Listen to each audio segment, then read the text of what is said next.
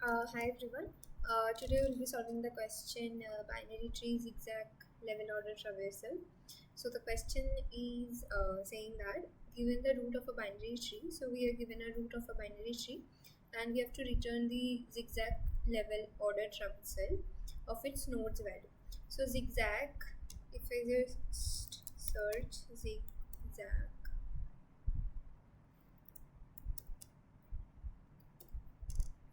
so you can see like from left to right, yeah, it will just say left to right, then again right to left. Okay, so zigzag travel or level order traversal means from left to right and then again right to left. So this is, so if this is the left, so 3 will be here and then left to right done. Now again what, right to left. So 20 is the right side, right, and 9th is the leftmost side, so 20 and 90. So now right to left is done. Now it will be left to right. So 15 and then 17. Therefore 15 and 17. So at first 3, that is left to right, then right to left, that's why 20 and 19, and then left to right, that is 15 and 17. So this question, how would you solve this question? We can definitely think of using a DFS, right? But do you think that DFS can solve this question optimally? Because if we are going at the end, like using recursion at the end of the tree, do you think like the ordering that we need can be fulfilled easily using the DFS? No, right? Because you will be checking each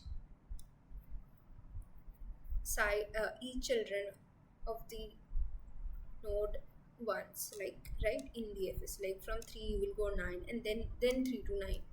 So this will be a bit tricky to order the answer as we want, since we can see here we are needing to return something level by level, right, rather than we are going like 9 and 20 both are in a same level. Why to work with both of this differently than we can work with 9 and 20 at the same time? If we use DFAs, then we will be working in different two calls, like when 3 will be like first time 9 will be called and again it will go back to 3 and again 20 will be called. So both of them are not working together, right?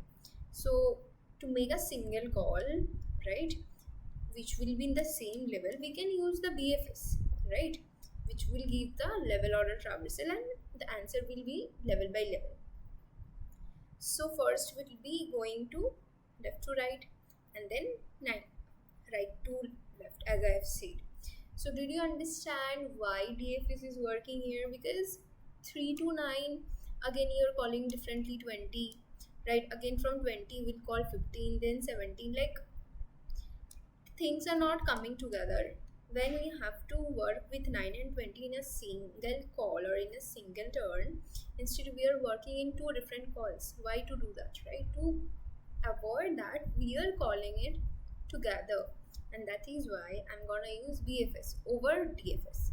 So now what will be the base case? Of course, if root is not there, that is 3 is not there, then we will just return null, right? So this is basically the code for this. Also, I have to return the output in a vector of answer. That's why I have taken a vector of answer, right? And then if the root, this is the base case, okay, if the root is not present, then we will just return the answer.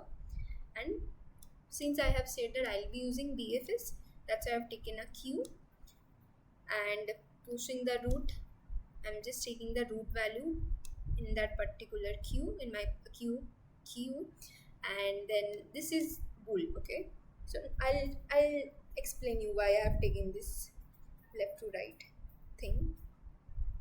So at first, of course, we'll go going to left to right, right? So it will be true, and then again, once again, when the left to right traversal will be done, then we will be going to right to left.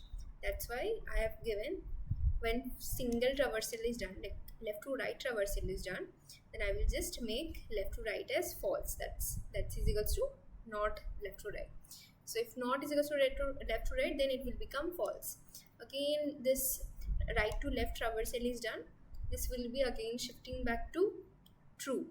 From false to it will go to true, and then again like that. So this is the basic BFS algorithm, how it works. So as Z is the size of the queue, and I am making this DQ. Why I am making this DQ? I am making this DQ. I could have used a vector here, but in vector, to push and to like use the push back and the push front, we have sometimes the time complexity goes in big of n square, right? To push any of the element from the front or from the back, it just go to big of n square. So instead of that, I'll use dq, which is only of big of 1.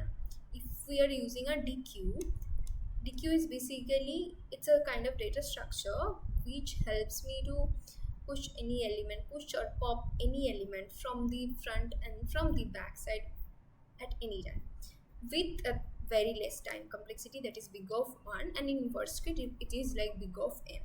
Instead of that, instead of dq, if I would use vector, then it would be giving a lot more time complexity, right?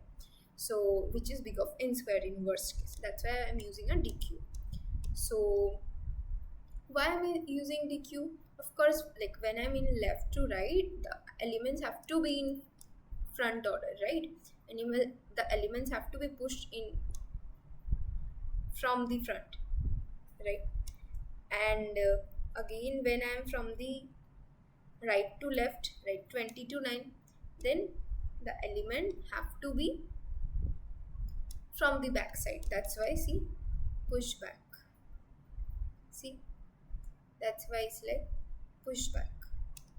Okay, and then else it just push front. Otherwise I'll just do it push front, right? So yeah, so now this is the dq. That's how the dq is doing work. It's like pushing it from back. When I have to go from right to left, it will be pushing it from the back, that is 20, then 9. And if it is like, if it's an odd node, odd level, then it will be pushing it from the front, that is 15 and 7, and which is being done in big of 1. And 3 node is q dot. This is basic simple BFS. And then yeah, then again just taking all the left nodes and the right node so that I can work in the next step again while traversing the next levels. And this m place back, why I can also use push, right? But better than like, because m place back just directly pushes the elements in a, like, it doesn't create any temporary space. It directly copies it, okay, and place the elements, instead of using pushback, which actually makes temporary space. That's why that it's like inefficient. So that's why I've used in place back instead of pushback. And so here, this is the answer vector, which is taking m place back, like from row dot begin to row dot end. That's my dq.